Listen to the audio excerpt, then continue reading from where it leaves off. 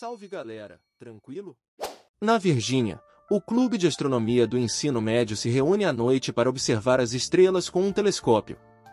Léo Biederman fica confuso porque vê algo no céu que não consegue identificar. Então, seu professor pede que ele tire uma foto e envie para um astrônomo profissional. A foto é enviada para um observatório no Arizona, onde o Dr. Wolf verifica as informações com seu enorme telescópio. Para sua surpresa, ele descobre um cometa prestes a colidir com a Terra. Ele imediatamente tenta enviar a descoberta por e-mail, mas o servidor trava. Então, ele salva os dados em um disquete e nomeia o cometa Wolf-Biederman. Wolf desce a montanha enquanto tenta ligar para seus superiores no celular, mas só recebe uma mensagem de voz. Ao mesmo tempo, um caminhão vem na pista oposta, e o motorista se distrai e deixa cair um cigarro no colo. Como Wolf também está distraído com o celular, eles não se veem, eventualmente, seus carros colidem. O carro de Wolf desce a colina em alta velocidade e pega fogo. Um ano depois, em Washington, D.C., a pesquisadora de notícias Jane implora ao chefe que a deixe ser âncora, mas o chefe se recusa novamente. Em vez disso, ele ordena que ela investigue os motivos pelos quais sua secretária pediu demissão repentinamente. No almoço, Jane conhece sua mãe, Robin, que revela que o ex-marido de Jane, Jason, é casado com outra pessoa e tem gêmeos. Depois, Jane conversa com a assistente da secretária e descobre que a assistente pediu demissão após conversar com o presidente sobre Eli, que a assistente acredita ser uma amante. Jane consegue encontrar a secretária, que está se preparando para viajar com a família em um navio cheio de suprimentos. Quando Jane menciona Eli, a secretária fica atordoada e implora ao chefe que a poupe se ela puder contar a verdade, explicando que pediu demissão apenas para estar com a família. No caminho de volta, o carro de Jane é cercado por veículos pretos, forçando-a a parar. Acontece que o serviço secreto providenciou para que ela entrasse em outro carro para ir ao restaurante. Jane fica surpresa ao encontrar o presidente Baker esperando por ela. A forma como o presidente Baker pronuncia a palavra faz Jane perceber que o segredo não está no nome L, mas na sigla ILE. Baker explica que discutirá o assunto em uma coletiva de imprensa em 2 dias e pede que ela fique em silêncio até lá, prometendo responder a primeira pergunta como recompensa. Depois que Jane retorna ao escritório, ela procura por TL na internet e se depara com um site de paleontologia. A sigla significa evento em nível de extinção e se refere ao cometa que causou a extinção dos dinossauros. Naquela noite, Jane conhece seu pai, Jason, e sua nova esposa. Eles ficam tristes por Jane não poder comparecer ao casamento e até mesmo lhe dar brincos caros. Mas Jane não consegue parar de pensar na tragédia que está prestes a acontecer. Ela se embebeda, pede ao pai que volte para Robin e vai embora. No dia da coletiva de imprensa, o chefe de Jane senta-se na última fileira enquanto ela vai para a segunda coletiva de imprensa. O presidente Baker apresenta a todos o cometa Wolf-Biederman, que é maior que o Monte Everest e atingirá a Terra em 1 ano. Os Estados Unidos firmaram uma parceria com a Rússia para construir uma nave espacial chamada Messias para interceptar e destruir o cometa. Baker também apresenta a equipe do Messias, que explica por videoconferência como funciona, pousar na superfície do cometa e lançar uma ogiva. O presidente pede a todos que continuem com suas vidas normais e não acumulem suprimentos, para que ele congele salários e preços. Baker cumpriu sua promessa e deixou Jane fazer a primeira pergunta. Jane arriscou fazer 3 perguntas, incluindo a renúncia do ministro. Baker admitiu que a sobrevivência da raça humana estava em jogo, mas não viu necessidade de pânico, pois eles acabariam vencendo a batalha. Outro repórter perguntou sobre a descoberta, e Beck explicou que o cientista envolvido na descoberta havia morrido em um acidente de carro. A família de Léo ouviu o nome e se perguntou se tinha algo a ver com eles. Logo, todos os vizinhos vieram à casa em busca de respostas. Poucos dias depois, Léo estava nos principais jornais e revistas. Ele deu uma entrevista coletiva na escola e contou a verdade sobre o ocorrido. Agora todos achavam que ele era legal. Enquanto isso, os astronautas do Messias tiveram uma festa e um dia divertido com suas famílias antes de iniciar o treinamento de 24 horas, 7 dias por semana. Naquela noite, eles foram a um bar e discutiram os riscos da missão. Devido ao período de rotação do cometa, os astronautas tinham apenas 7 horas para pousar no cometa antes do nascer do Sol. Eles precisavam agir rapidamente, pois a luz solar, ao atingir o cometa, desencadearia perigosas erupções gasosas. 2 meses depois, os astronautas finalmente deixaram a Terra em um ônibus espacial para construir a Estação Espacial no Messier. Toda a mídia noticiou o lançamento, explicando que o Messier era originalmente um projeto russo Orion, desenvolvido para a guerra nuclear. Ele utiliza um protótipo de sistema de propulsão nuclear que permite à equipe alcançar o cometa antes que ele se aproxime demais da Terra. A tripulação foi transferida com sucesso do ônibus espacial para a nave espacial Messier. Agora, eles embarcam em uma longa jornada para encontrar o cometa.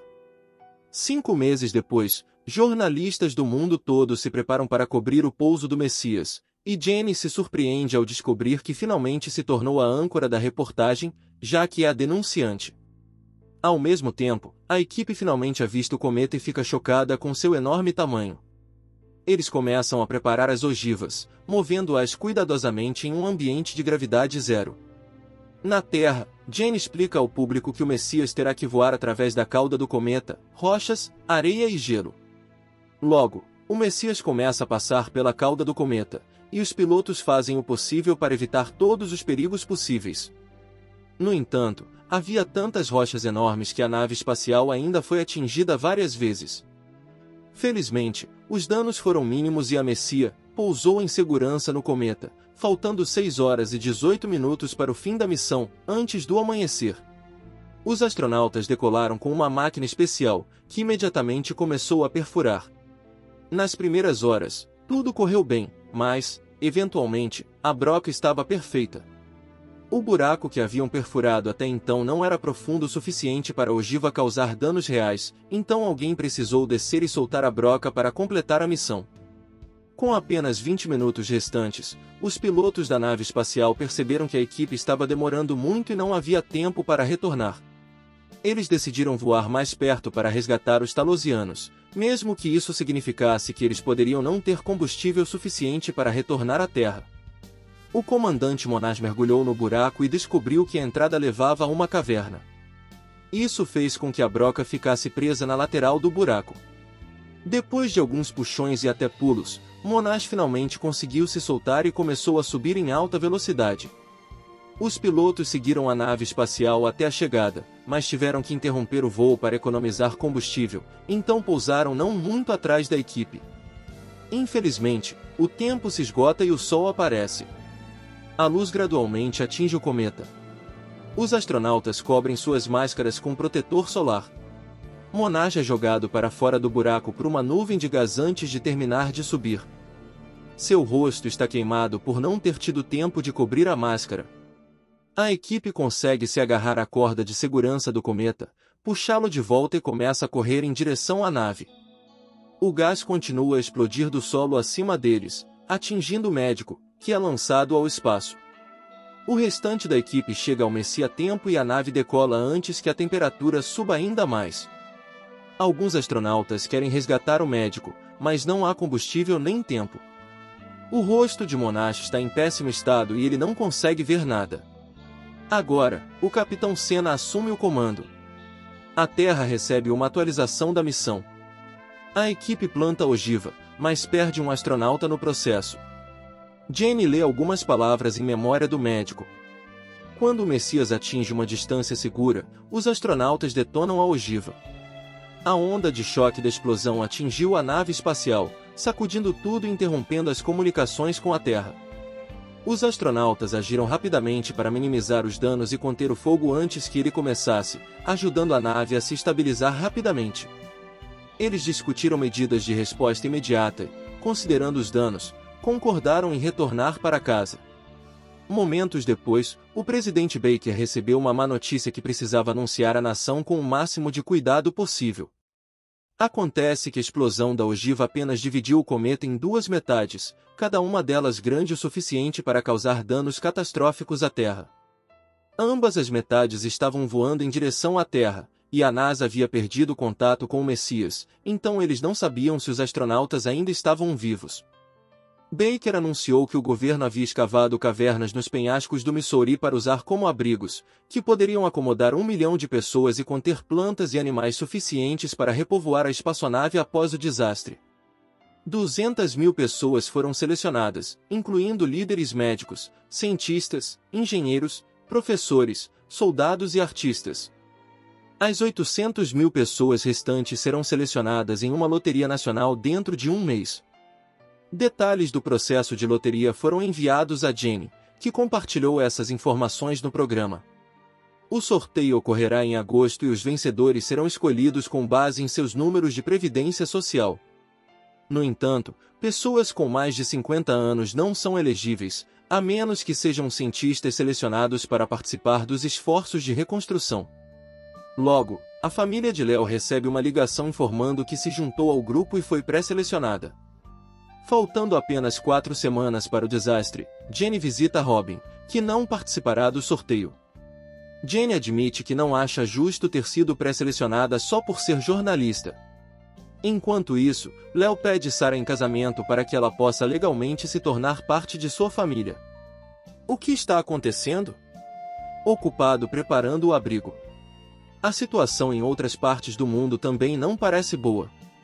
Grandes cidades da América Latina foram tomadas por gangues de saqueadores, e abrigos em Moscou estão sendo saqueados, sem comida e combustível.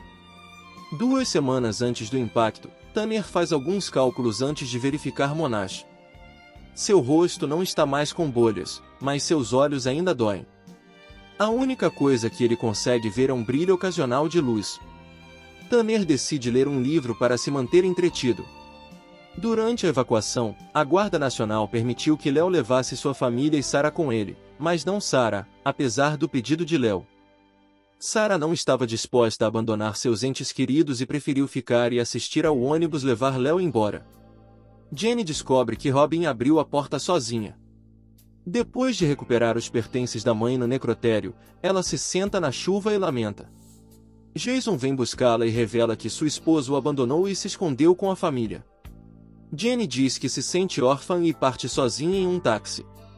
5 dias antes do impacto, as pessoas selecionadas e os animais resgatados começam a chegar ao bunker nos penhascos de calcário do Missouri. Uma multidão se reúne atrás da cerca pedindo para ser salva. Léo vê as pessoas que trouxeram bebês e ouve um soldado dizer que ficarão no bunker por 2 anos. Recusando-se a continuar sem Sarah, Léo se despede da família e foge para resgatar a esposa. Na emissora de notícias, Jason traz fotos de infância para Jenny e de seu último adeus, deixando-a em prantos. Naquela noite, a NASA lança uma série de mísseis conhecidos como Titãs para destruir o cometa e Jenny acompanha a trajetória deles em seu telejornal. Deck divulga os resultados. Os mísseis falharam. A humanidade precisa se preparar para o impacto. O pedaço menor do cometa foi batizado de Biderman e vai atingir a Terra em 12 horas, perto de Cape Hatteras no Oceano Atlântico. Isso significa que um tsunami chegará à costa leste dos Estados Unidos e destruirá cidades muito importantes como Nova York e Filadélfia. O corpo principal do cometa, chamado Wolf, cairá no oeste do Canadá algumas horas depois, e esse será realmente o evento de extinção em escala global. Durante 2 dias após o impacto, poeira e destroços encherão o céu e o deixarão escuro por 2 anos. Sem luz solar, toda a vida vegetal e animal morrerá. 10 horas antes do impacto, Tanner termina seus cálculos e anuncia que tem um plano. Eles não podem fazer nada em relação ao fragmento Biderman, mas ele acredita que podem parar o cometa principal chamado Wolf para salvar a humanidade. Como as erupções de gás criaram uma fissura enorme até o centro do cometa, eles podem colocar as ogivas restantes nesse buraco e explodi-lo em pequenos pedaços. A nave Messiah não tem muito combustível sobrando, então não pode pousar no cometa nem partir depois do serviço. Eles vão jogar a própria nave na fissura e morrer no processo. É difícil encarar a ideia, mas a tripulação concorda que não há outra opção. Eles entram em contato com Houston e compartilham o plano para levar esperança às pessoas. Na Terra, Léo pega carona para voltar para casa, mas Sarah e a família dela já foram embora. Ele lembra que o pai de Sarah tinha uma bicicleta e a pega emprestada para sair da cidade mais rápido. Há um trânsito enorme bloqueando todas as estradas, mas a bike permite que Léo se mova com facilidade entre os carros parados. Ele encontra Sarah e os pais dela pedem para ela ir embora com o irmãozinho. Os três jovens fogem na bicicleta enquanto os pais dela os veem chorando. Na emissora de notícias, os jornalistas tiram palitinhos para decidir quem vai para o bunker com Jenny. Porém ela se sente culpada e quando o helicóptero chega para buscá-la, Jenny deixa a chefe e a criança irem em seu lugar. Depois disso, Jenny vai até a praia encontrar Jason, onde eles se reconciliam antes de concordarem em esperar o fim juntos. Nesse momento, pessoas do mundo inteiro veem o fragmento Biderman descendo do céu até atingir o Oceano Atlântico. Acontece uma explosão gigantesca, o céu escurece e um tsunami enorme se forma. Logo a onda cobre Nova York, derrubando milhares de prédios e matando todos que não conseguiram escapar. Jenny e Jason se abraçam na praia enquanto também são mortos. A Estátua da Liberdade é destruída e sua cabeça agora boia junto dos destroços. A água chega às estradas da costa, então as pessoas abandonam seus carros e correm em pânico para terrenos mais altos. Os pais de Sarah ficam para trás, escolhendo partir com dignidade. Léo, Sarah e o bebê ainda sobem o morro correndo, mas logo precisam largar a bicicleta e continuar a partir pé como todo mundo.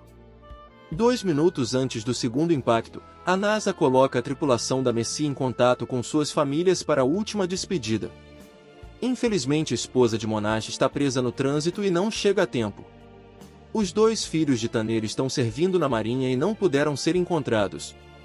Então Tanner reza para sua falecida esposa dizendo que em breve estarão juntos. Quando a NASA está quase encerrando a transmissão, a esposa de Monash aparece com o bebê e ele consegue dizer adeus também. Começa a contagem regressiva.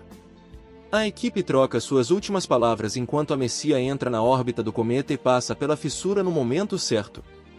As ogivas são detonadas e o cometa explode em milhões de fragmentos minúsculos. Na Terra, Léo e Sarah chegam ao topo do morro e veem os pedaços no céu como se fossem fogos de artifício.